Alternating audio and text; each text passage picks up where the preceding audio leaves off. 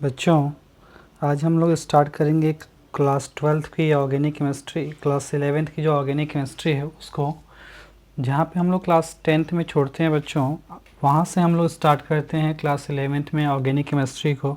ठीक है, which is called as the general organic chemistry, GOC।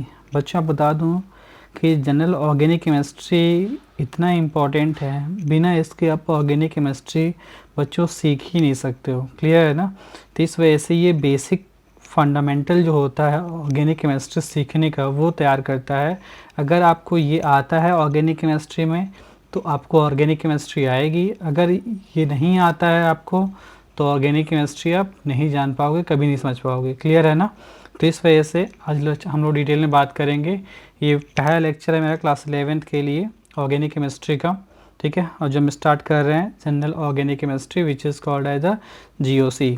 ठीक है बच्चों, तो हम लोग क्लास 10th में भी जनरल कार्बन और उसके कंपाउंड्स के बारे में बात करते हैं। सिंपल सा आप कार्बन के कुछ कंपाउंड्स के बारे में उनकी IPSC नेमिंग वाला सीखते हो। क्लियर है ना? एल्केन, एल्कीन, एल्काइन है, फिर अल्कोहल आपका है, एल्डिहाइड है, कीटोन, कार्बोक्सिलिक एसिड, इन्हीं की नेमिंग वगैरह आप लोग सीखते हो। क्लियर है ना? बट 11th में आपको पूरा डिटेल में सीखना होता है बच्चों। ठीक है, और वो सब चीज़ें अभी कहाँ आती हैं? जनरल ऑर्गेनिक केमिस्ट्री में आती हैं बच्चों। ये बहुत ही बड़ा टॉपिक है। अगर मैंने बोला ना कि अगर ये समझ में आएगा तो ऑर्गेनिक केमिस्ट्री समझ में आएगी। पूरी ऑर्गेनिक केमिस्ट्री जो होती है बच्चों, कहीं ना कहीं से इसी के इर्द गिर्द घूमती है। क्लियर है बच्चों? तो चलिए हम लोग स्टार्ट करते हैं। थोड़ा सा आज का जो पहला लेक्चर है, तो आज का लेक्चर जो होगा वो इंट्रो टाइप का होगा, इंट्रोडक्शन होगा ऑर्गेनिक कंपाउंड्स के बारे में, ऑर्गेनिक केमिस्ट्री के बारे में।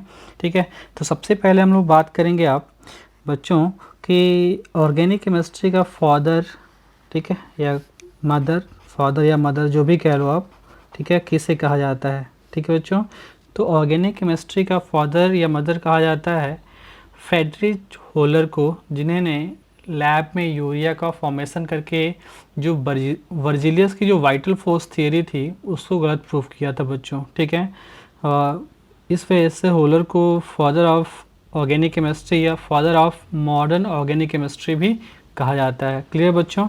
तो हम लोग का जो आज का जो टॉपिक होगा स्टार्ट होगा आपका, सबसे पहले हम लोग ये जानेंगे कि ऑर्गेनिक केमिस्ट्री है क्या बच्चों। ऑर्गेनिक केमिस्ट्री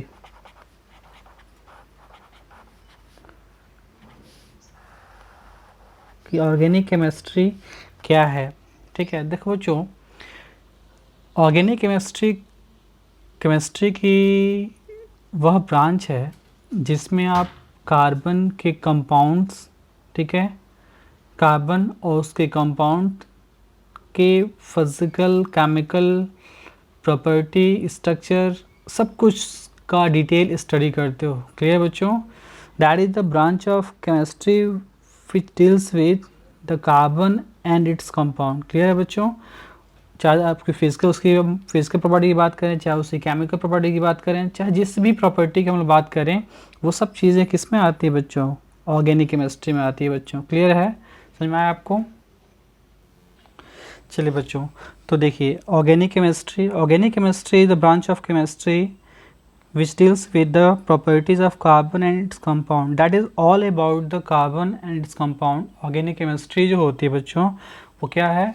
तो कार्बन और उसके कंपाउंड्स की प्रॉपर्टी को स्टडी करने के लिए एक स्पेशल ब्रांच बनाया गया है। ठीक है, अब इसमें प्रॉपर्टी में बच्चों हम लोग फिजिकल प्रॉपर्टी भी स्टडी करते हैं, जैसे उसका स्ट्रक्चर क्या हो गया, उसका melting point, boiling point, solubility, separation, ये सब चीज़ें समझ रहे हो बच्चों? फिजिकल स्टेट वगैरह क्या, ये सब चूज फिजिकल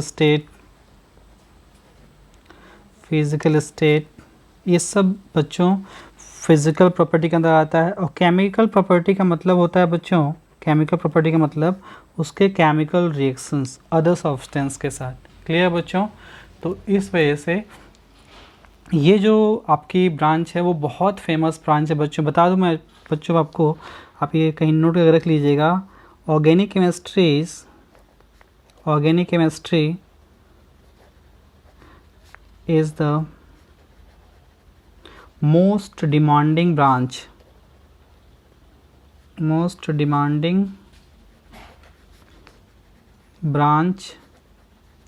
of chemistry। ये सबसे अधिक डिमांडिंग ब्रांच है बच्चों। क्योंकि आजकल सबसे अधिक कहीं पे किसी चीज़ का यूज़ है केमिस्ट्री में तो वो है आपका ऑर्गेनिक केमिस्ट्री। ठीक है, अभी मैं आगे इसकी बात करूँगा बच्चों, क्लियर है। तो ठीक है बच्चों, तो यहाँ से हम ये जान पाते हैं कि ऑर्गेनिक केमिस्ट्री है क्या। ठीक है, अब बच्चों कि सबसे पहले ये चीज़ कि ऑर्गेनिक केमिस्ट्री को एक अलग ब्रांच के अंतर्गत पढ़ने की रिक्वायरमेंट क्यों हुई। सबसे पहले ये चीज़ है कि ऑर्गेनिक केमिस्ट्री को क्यों हम मतलब केमिस्ट्री की एक अलग ब्रांच ऑर्गेनिक केमिस्ट्री की रिक्वायरमेंट क्यों हुई। तो बच्चों ये जानिए कि कार्बन जो होता है एक बहुत ही स्पेशल एलिमेंट है। ठीक है, इसमें कुछ ऐसे प्रॉपर्टी पाई जाती हैं जो अदर एलिमेंट में नहीं पाई जाती हैं। ठीक है बच्चों, just like self linking property,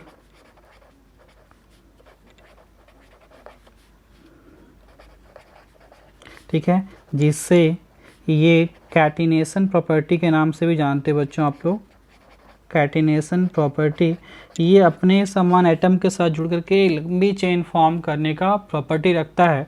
ठीक है, और दूसरी जो बच्चों प्रॉपर्टी है इसकी जो कार्बन जो सिंगल बॉन्ड की जो स्ट्रेंथ होती है बच्चों, जो इसके सिंगल बॉन्ड की स्ट्रेंथ होती है ये बहुत ही स्ट्रांग होती है। मतलब इसकी जो बॉन्ड एनर्जी होती है, बॉन्ड एनर्जी वो बहुत हाई होती है। ठीक है, इसी वजह से बच्चों ये जो कार्बन की चेन बनाता है ऑर्गेनिक कंपाउंड में कार्बन, ये एक चेन स्टेबल होती है बच्चों। क्लियर है ना, समझ में आया।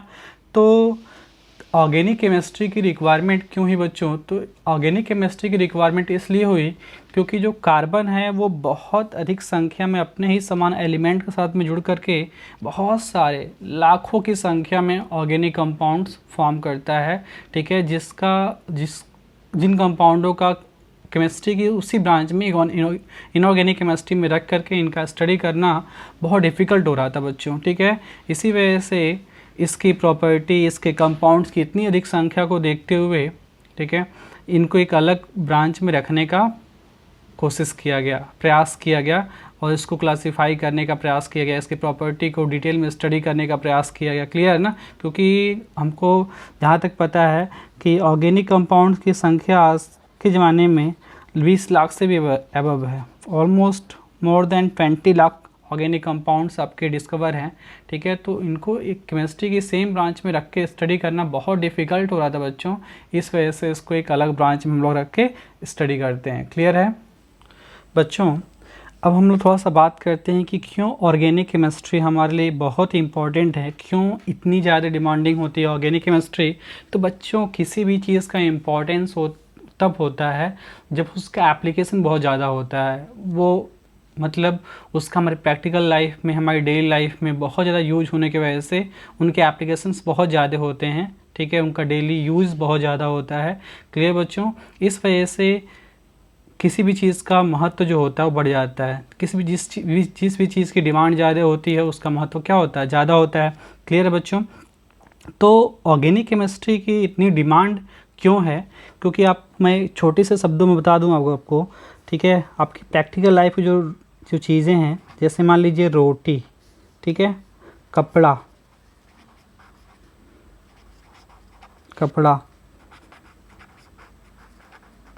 मकान। आप लोगों ने सुना होगा, एक मूवी भी आई थी इस पे, रोटी कपड़ा मकान। ठीक है, ये हमारी डेली रूटीन के सबसे इम्पॉर्टेंट चीज़ है बच्चों, रोटी कपड़ा मकान। अब रोटी कपड़ा मकान सभी जो होते हैं बच्चों, ये कहीं ना कहीं से ऑर्गेनिक केमिस्ट्री की ही देन है बच्चों। क्लियर है ना। अब सोचो कैसे, तो रोटी का मतलब हो गया बच्चों फूड। ठीक है, क्या मतलब हो गया, फूड। ठीक है, और फूड देखो बच्चों, जो भी फूड आप लोग खाते हो उससे हम लोग को क्या मिलता है बच्चों, उससे हमको मिलता है कार्बोहाइड्रेट। ठीक है, किसी चीज़ से हमको कार्बोहाइड्रेट मिलता है। ठीक है, किसी चीज़ से हमको क्या मिलता है, प्रोटीन मिलता है बच्चों, प्रोटीन्स मिलता है। किसी चीज़ से हमको मिलता है फैट बच्चों। ठीक है, किसी चीज़ से हमको मिलता है लिपिड्स बच्चों, लिपिड्स मिलता है। ठीक है, किसी से हमको विटामिन मिलता है, विटामिन्स। ठीक है बच्चों, और भी ठीक है। बहुत सारे ऐसे फूड हैं, आपके जितने भी फूड खाते हो उसमें मेनली जो सोर्सेज होते हैं, मेनली जो आपके कंपाउंड्स होते हैं वो कार्बन कंपाउंड्स होते हैं। जैसे कार्बोहाइड्रेट ले लो आप, कार्बोहाइड्रेट कार्बोहाइड्रेट समझ रहे हो, जो भी आप रोटी खाते हो, ठीक है, रोटी पता है आपको कि रोटी आपकी कार्बोहाइड्रेट की रिच सोर्स होती है, ठीक है। चावल हो गया, ठीक है, आपका आलू हो गया, टमाटो, ठीक है, वो भी आपका है। क्लियर है ना, समझ रहे हो आप। तो ऐसी चीज़ें जो होती हैं, जो भी आप डेली रूटीन में खाते हो, ठीक है, जितनी भी ऑर्गेनिक चीज़, जितनी भी फूड खाते हो आप लोग, जितने भी फूड, जितने भी भोजन, जितनी भी सब्जियां खाते हो, उसमें मेनली जो क्या है आपका ऑर्गेनिक कंपाउंड्स है बच्चों। तो रोटी, कपड़ा, कपड़ा का मतलब हो गया बच्चों क्लोथ्स, बच्चों क्लोथ्स। अब जो क्लोथ्स होते हैं बच्चों, ये सब भी मेनली जो होते हैं वो किससे बने होते हैं बच्चों, ऑर्गेनिक कंपाउंड से बच्चों। क्योंकि आपको पता होगा जितने भी क्लोथ्स होते हैं that is called as the polymer. ये सब बच्चों क्या होते हैं, पॉलीमर होते हैं। और polymer is the very important, polymer chemistry बच्चों, ये पॉलीमर कह लो। और जिस ब्रांच के अंतर्गत पॉलीमर का स्टडी किया जाता है which is called as the polymer chemistry. Clear बच्चों। तो पॉलीमर केमिस्ट्री जो है बच्चों, ये ऑर्गेनिक केमिस्ट्री का ही एक बहुत ही इम्पॉर्टेंट पोर्शन है बच्चों, समझ रहे हो आप। ऑर्गेनिक केमिस्ट्री का ही एक बहुत ही इम्पॉर्टेंट पोर्शन है। क्लियर है ना। तो जितने भी आप पॉलीमर्स, मतलब जितने भी कपड़े पहनते हो, आप शूज़ पहनते हो, ठीक है, जितनी भी चीज़ें आपके घर में देखो, आपका कुशन से लेकर के आपके बेडशीट, ठीक है, कुछ भी चीज़, जितनी भी आप कपड़े की चीज़ें देखते हो, ऑल आर पॉलीमर। ठीक है, आप चप्पल पहनते हो, शूज़ पहनते हो, ठीक है, आप बहुत सारे सॉक्स पहनते हो, हर चीज़ क्या है बच्चों, हर चीज़ वो आपकी पॉलीमेरिक कंपाउंड से बने होते हैं बच्चों। तो these are organic compound. Clear है ना। तो हम उसके बिना तो अपनी प्रैक्टिकल लाइफ सोच नहीं सकते बच्चों। क्लियर है। और अब आते हैं हम लोग मकान पे। ठीक है बच्चों, मकान मतलब हाउस। ठीक है। अब बच्चों देखो, हाउसिंग को आप कैसे जोड़ सकते हो। तो हाउस में देखते हो बच्चों, किसी भी हाउस को तैयार करने के लिए, ठीक है, जो चीज़ें हमको चाहिए होती हैं, ठीक है, उसमें आप ईंट छोड़ दो, ठीक है। बाकी जो चीज़ें हम लोग को देखते हैं, जैसे मान लीजिए घर को पेंट करना हुआ, डेकोरेट करना हुआ, ठीक है, तो उसमें मोस्टली जो सब्सटेंस लगती है, जैसे पेंट, ठीक है, आप जो पेंट्स होते हैं, पेंट्स जो होते हैं वो क्या होते हैं बच्चों, आपके पॉलीमर होते हैं। क्या होते हैं बच्चों, पॉलीमर होते हैं बच्चों। क्लियर है ना। तो ऐसे ही मतलब ऑर्गेनिक केमिस्ट्री जो है हमारे चारों तरफ डेली लाइफ में यूज़ होने वाली चीज़ें हम लोग को इसमें देखने को मिलती हैं, ऑर्गेनिक कंपाउंड्स हमको देखने को मिलते हैं। इसी वजह से ऑर्गेनिक केमिस्ट्री जो है that is the most demanding branch of the chemistry. ठीक है बच्चों, याद रखिएगा, रोटी, कपड़ा, मकान, ठीक है, फूड, क्लोथ्स एंड हाउस, इन सभी जगह केमिस्ट्री अर्थात ऑर्गेनिक कंपाउंड्स की रिक्वायरमेंट होती है बच्चों। ठीक है, इसी वजह से that is called as the most demanding branch of the chemistry. Clear है बच्चों। अब बच्चों हम लोग थोड़ा सा डिस्कस करते हैं कि ऑर्गेनिक कंपाउंड कहते किसे हैं बच्चों हम लोग। क्लियर है ना कि ऑर्गेनिक कंपाउंड जो होते हैं वो क्या होते हैं। ठीक है बच्चों, तो ऐसे कंपाउंड्स को हम लोग कहते हैं बच्चों ऑर्गेनिक कंपाउंड। पहले ही कहा जाता था जो नेचुरल ऑकरिंग सब्सटेंस होते हैं, नेचुरल ऑकरिंग सब्सटेंस, ठीक है, जो जनरली लिविंग बॉडीज़ में पाई जाती हैं, लिविंग बॉडीज़ में पाई जाती हैं, जैसे एनिमल्स एंड प्लांट्स। क्लियर बच्चों। तो एनिमल्स और प्लांट्स में पाए जाने वाले कंपाउंड्स को हम लोग ऑर्गेनिक कंपाउंड्स कहते थे, ऐसा बर्जीलियस का मानना था। ठीक है, बर्जीलियस ये कहते थे, उन्होंने ये कहा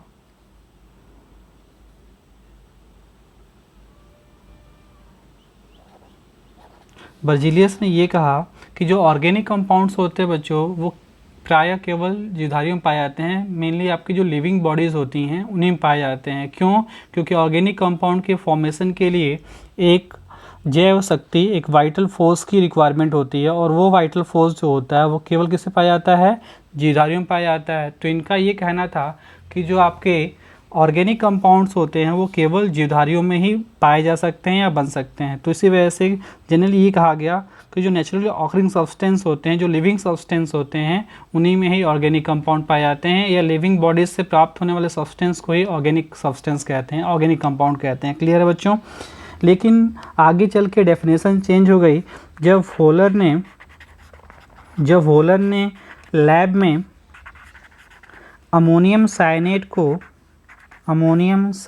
को हीट करके जब इन्होंने यूरिया का फॉर्मेशन किया, ठीक है, तो ये जो कॉन्सेप्ट है वो टोटली गलत हो गया कि जो ऑर्गेनिक कंपाउंड्स होते हैं वो केवल आपके लिविंग बॉडीज़ में ही पाए जाते हैं, एनिमल्स और प्लांट्स में ही पाए जाते हैं। ये स्टेटमेंट जो है वो वोलर ने क्या कर दिया आप बच्चों, गलत प्रूफ कर दिया। ठीक है, और इसको अमोनियम साइनेट के हीटिंग के द्वारा एक इनऑर्गेनिक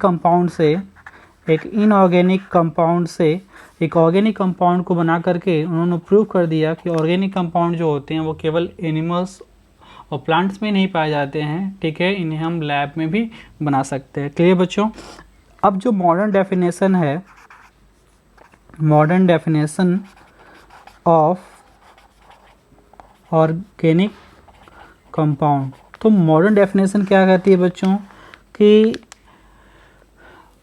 मेनली कार्बन कंटेनिंग जो कंपाउंड्स होते हैं, मेनली कार्बन, जिसका जो मेन कंपोनेंट हो कार्बन हो, ठीक है, तो उसको हम लोग कहते हैं ऑर्गेनिक कंपाउंड। ठीक है, the carbon containing compound are called as organic compound in which the percentage of carbon is high. ठीक है, जिसमें कार्बन की जो परसेंटेज होती है वो क्या होता है, हाई होता है बच्चों। क्लियर है ना? अब देखो ऑर्गेनिक कंपाउंड में बच्चों ऐसा नहीं है कि केवल आपका कार्बन ही होता है, नहीं बच्चों। ठीक है, ऑर्गेनिक कंपाउंड्स में कार्बन और हाइड्रोजन के अलावा, इनके अलावा ऑक्सीजन हो सकती है बच्चों, इनके अलावा आपकी हैलोजन हो सकती है बच्चों, हैलोजन हो सकते हैं। हैलोजन मतलब फ्लोरीन, क्लोरीन, ब्रोमीन और आयोडीन, ये सब भी आपके ऑर्गेनिक कंपाउंड्स में प्रेजेंट हो सकते हैं बच्चों। उसके बाद बच्चों सल्फर हो सकता है बच्चों, फास्फोरस हो सकती है, क्लियर है ना, और बच्चों नाइट्रोजन हो सकती है। ये सब एलिमेंट भी ऑर्गेनिक कंपाउंड्स में प्रेजेंट हो सकते हैं बच्चों। क्लियर है ना, समझ में आया आपको? अब देखिए, अब हम लोग कुछ ऑर्गेनिक कंपाउंड्स के एग्जांपल ले लेते हैं। Examples of organic compound. Clear बच्चों? तो देखिए, अब अभी मैंने बताया आपको urea, NH2CONH2, urea, that is the organic compound. इसमें देखिए कार्बन भी है, हाइड्रोजन भी है, ऑक्सीजन भी है और क्या है, नाइट्रोजन भी है बच्चों। क्लियर है? और देखिए अभी देखते हो, आप बात करते हो C6H12O6 ग्लूकोज और फ्रक्टोज की। ग्लूकोज और फ्रक्टोज, इसमें क्या है बच्चों, इसमें कार्बन है, हाइड्रोजन है और ऑक्सीजन है बच्चों। क्लियर है? अब बात करते हो बच्चों ट्राइफेनिल फास्फीन की, ट्राइफेनिल फास्फीन। ठीक है, इसका ये आपका है, तो इसमें क्या है, फास्फोरस के साथ में एक बेंजीन रिंग, ठीक है, इसके पास एक लोन पेयर होता है, दो बेंजीन रिंग और ये आपकी तीसरी बेंजीन रिंग। ठीक है, इसमें भी देखिए कार्बन की परसेंटेज क्या है, हाई है, ट्राइफेनिल फास्फीन, फास्फोरस ही प्रेजेंट है। ठीक है, बेंजीन सल्फोनिक एसिड, ठीक है बच्चों, that is also example of organic substance. और सल्फर भी है, इसमें कार्बन है, ऑक्सीजन है, हाइड्रोजन है। क्लियर है बच्चों, समझ रहे हो? क्लोरीन, क्लोरोबेंजीन देख लो बच्चों आप, ठीक है ना, क्लोरोबेंजीन, क्लोरोबेंजीन जो है आपका, इसमें क्या मिल जाएगा आपको, क्लोरीन मिल जाएगा। ठीक है, अब फ्लोरीन भी ले सकते हो, यहाँ फ्लोरीन भी हो सकता है, यहाँ ब्रोमीन भी ले सकते हो, आयोडीन भी ले सकते हो, कोई भी ले सकते हो बच्चों। क्लियर है ना? तो ऑर्गेनिक कंपाउंड में बच्चों केवल कार्बन हाइड्रोजन नहीं होता है बच्चों, ऑर्गेनिक कंपाउंड में कार्बन के अलावा हाइड्रोजन, ऑक्सीजन, ठीक है, लेकिन हाँ ये जरूर बच्चों कि परसेंटेज ऑफ कार्बन और हाइड्रोजन जो होती है वो ज़्यादा होती है। ठीक है, ऑक्सीजन भी। इसी वजह से कभी भी आप जब टेस्ट करने की बात करते हो बच्चों, किसी भी ऑर्गेनिक कंपाउंड में हम लोग कार्बन का टेस्ट नहीं करते, किसी भी ऑर्गेनिक कंपाउंड में हम हाइड्रोजन का टेस्ट नहीं करते, किसी भी ऑर्गेनिक कंपाउंड में हम ऑक्सीजन का टेस्ट नहीं करते बच्चों, इनका टेस्ट नहीं किया जाता है बच्चों। ठीक है, हमेशा से जब भी हम लोग एलिमेंट डिटेक्शन करते हैं बच्चों, तो हम लोग कार्बन को हाइड्रोजन को ऑक्सीजन को अवॉइड करते हैं। हम लोग एलिमेंट डिटेक्शन में हमेशा से जब टेस्ट करते हैं बच्चों, तो टेस्ट करते हैं हम क्या कोई हाइड्रोजन तो प्रेजेंट नहीं है, क्या कोई नाइट्रोजन प्रेजेंट नहीं है ना, क्या आपका सल्फर प्रेजेंट नहीं है ना, क्या आपका फास्फोरस। इन एलिमेंटों का एलिमेंट डिटेक्शन हम लोग करते हैं जब भी हम लोग को एलिमेंट पहचानने के लिए पूछा जाता है ऑर्गेनिक केमिस्ट्री में। कभी भी हम कार्बन का, कभी भी हम हाइड्रोजन का, कभी भी हम ऑक्सीजन का एलिमेंट डिटेक्शन नहीं करते बच्चों। क्लियर है ना? चलिए, तो बच्चों आज का एक छोटा सा वीडियो बस केवल अभी ऑर्गेनिक कंपाउंड का, हम ऑर्गेनिक केमिस्ट्री का इंट्रो दिए हैं आज।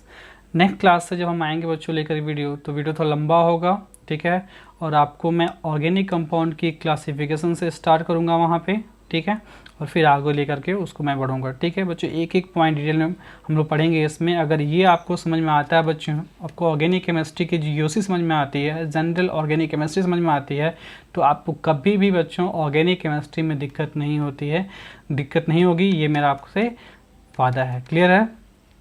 चलिए।